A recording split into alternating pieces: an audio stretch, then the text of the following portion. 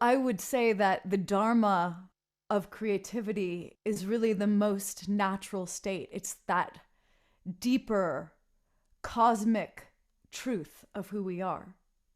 And I feel that each one of us is a creative being. And actually, when we look around at this three-dimensional experience that we're all sharing, everything around us has been born out of someone's creative vision or dream that has been manifested.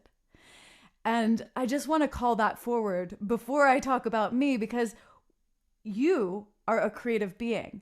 And my hope with everything that I do with music, and I'm so fine-tuned with this these days, I get it. My mission is to open up a portal so that you can step into the music, feel emotionally charged, and get in touch with your heart, and remember your unique creative Dharma. That is you, your mission.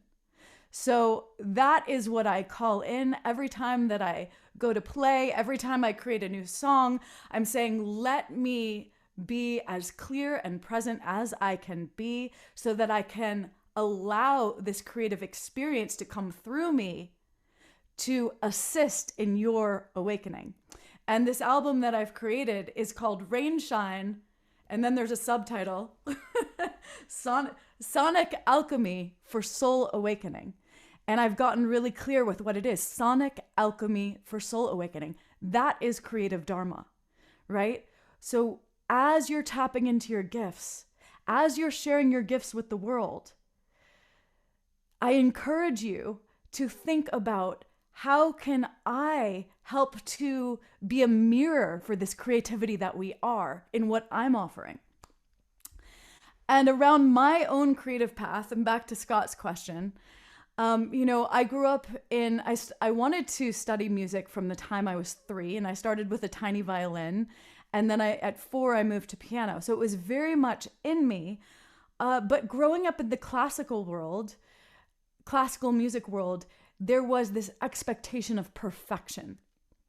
And I've come to appreciate the fine-tuning elements that the classical world offered. It was part of building this vehicle that carries me now to really practice, and learn how to hold a certain level of accuracy. However, I would say that perfectionism and perfection, or an expectation of perfection, is actually the opposite of the Dharma of creativity.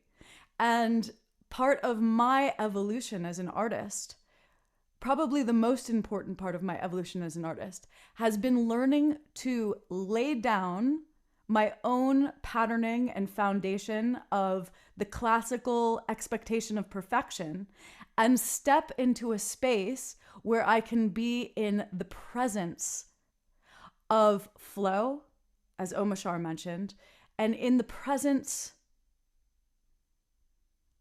of an open heart, being open to what wants to be birthed, to be open to the mystery, to the majesty, to the undefinable sacredness of what creativity is. I don't even know how to define creativity. Creativity, I think, is call it what you may, spirit, God, higher self, cosmic light. Creativity is like around us. It is the brew of our magnificence floating around, I think, waiting for that invitation to come in and play and to be shared. The word sharing, I think, is so important as we talk about the Dharma of creativity. Earlier in my life, I would say that every time I got on a stage, there was also this kind of bar of, oh, I am the performer. I have to do it right. I have to do it well. I have to perform well. And another huge turning point came when I had a deep, deep dream vision. And from that point on, I moved from thinking of myself as a performer and evolved into, every single time I share, It's like I'm sitting in a living room, whether there's 3 people in my living room or whether there are 3,000 people or 3 million people in this living room. We are sitting in a circle and we're sharing. And each and every person in that circle is actually contributing to the flow of that creative energy.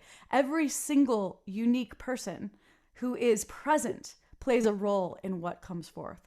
So I just fully believe that the Dharma of creativity is one of the most important aspects of this existence for us to start to dance with.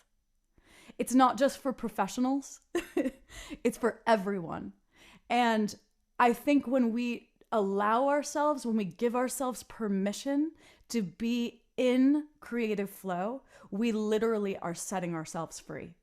I think freedom exists in that presence and in that flow, in your creative vision, literally birthing itself forward.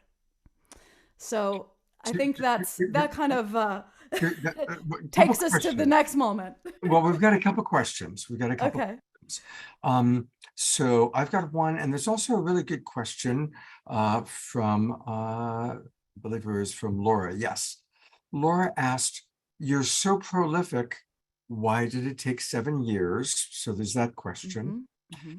And then my question is, knowing that you went to Juilliard, knowing that you studied opera, where it's very much about being perfect, what are some of the tools and practices to make that shift from being perfect to being real, to being in flow? So there are 2 questions for you. Perfect. I'll go backwards. So I think being in flow is very simple when it comes down to it. It's allowing yourself, Omashar said this in the beginning, to step out of your mind. When we are overthinking and trying to create from here, there is not flow. And to just surrender to the present experience. And in that surrender, we must give ourselves permission to possibly make mistakes, right? We might, when I'm playing, sometimes I might make a flub. And if I'm in the perfection model, then I suddenly have this voice that starts judging, and then I'm no longer in the creative flow. If you're hearing that voice that's narrating your whole experience, I think that is a sign you're not in your creative flow. When you surrender and when you can be present to everything, even quote unquote mistakes, then you can really give yourself permission to evolve. And in that permission is birthed, it's almost like a garden that starts to grow. And the more you step into the space, the more you give yourself that spaciousness and listen in that space, the more that garden grows. Can you remind me of the other question again? Yes, 7 years. Oh, yes, 7 years. And this is so important too. You know, I used to always pride myself. I've done many records in my life and songs and commissions and all of this. And I usually can get them done. If I say I'm going to do it, I could do a whole record in a few months even. This record, I got a very deep message from the first day I started, that this is my spirit record.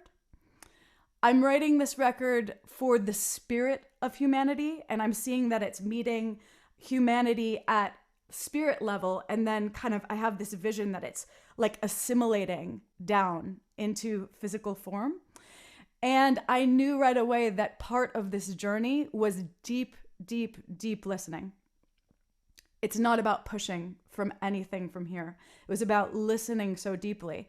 And I just committed to be in the process of it. So sometimes I wasn't feeling that deep spirit inspiration. And had I sat down at those times, it would have been like pushing something through. And so I decided only to work on this when I was really in a place where I could be in maximal creative dharmic flow. And it took 7 years. And that's just what it took. And there were moments when I wanted to criticize that. And now I realize for so many reasons that it was the exact right timeline. And sometimes, you know, as humans, I think we want things to happen like this, boom, boom, boom. And really, I'm looking now from a zoomed out perspective, and it's like, oh, 7 years. That's what it was. And it's not even that long. And please explain the title to us, RainShine. Yes, perfect. And then I will share a song. So RainShine, to me, it is full spectrum. It is, this whole album is about a willingness to be present to all of it, all of this life, all of your heart's journey, to walk through the storm and understand that there's great wisdom and nutrients that comes from those times. And then when the shine, to really let yourself be in the shine. And I see this kind of sacred quiver point.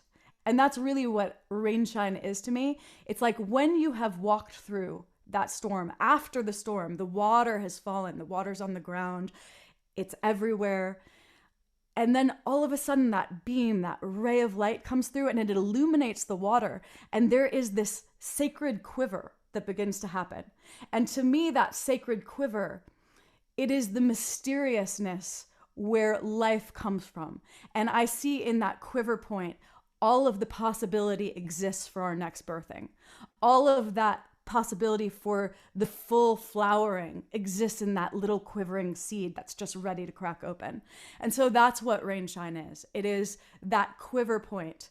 And I say this in the album, there's a saying in Japanese, I think I'm going to say this wrong, but tamashi ga fureru. And it means soul is shaking. And it literally speaks to this. It's about when there's so much spirit that there's spirit that's come through in this sacred moment that your soul shakes and quivers and you're ready for that next birthing of you. Wow. Well, tell us about this first song. So I just said birthing of you, and I chose the first song from the album called Born. And I did this song was actually born out of a willingness to just be present to creative Dharma. It came first out of a solome, and then I worked it through in front of live audiences where I had no lyrics. And I just kept letting it flow. And each night some more lyrics would come out, and eventually the whole song was born. I think it's perfect for the beginning of a show, and it says, hold out your hand tonight, bridge the darkness, light the light. And that's what we're going to do. All your fears are feathers now, falling into grace. Here we go. And I just want to ask everyone, if anyone's unmuted, please mute yourself so that we can fully experience the music. Thank you. And I have a microphone here. It's funny. I never use backdrops, but I'm going to be singing it all live.